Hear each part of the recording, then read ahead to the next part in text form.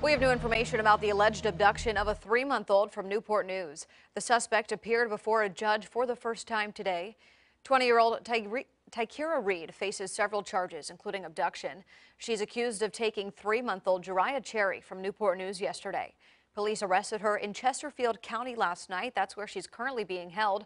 Her next court date is in March. Our Andy Fox spoke with members of Jariah's family this morning. So, Andy, what do they say happened?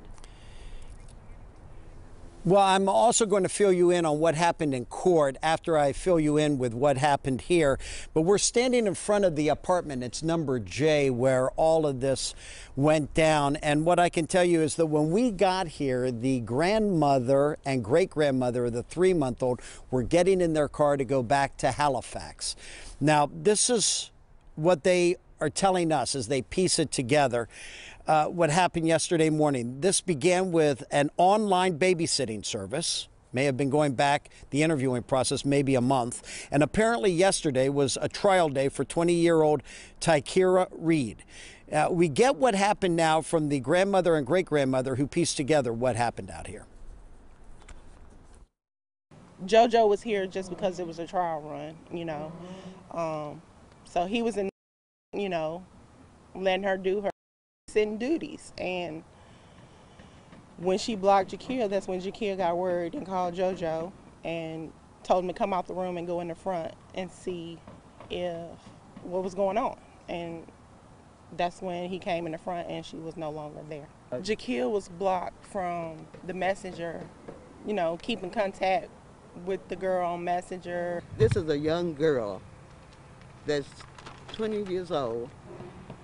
She evidently has some problem. Well, I just broke out and cried. Yeah, we all did. And the chief just hugged me.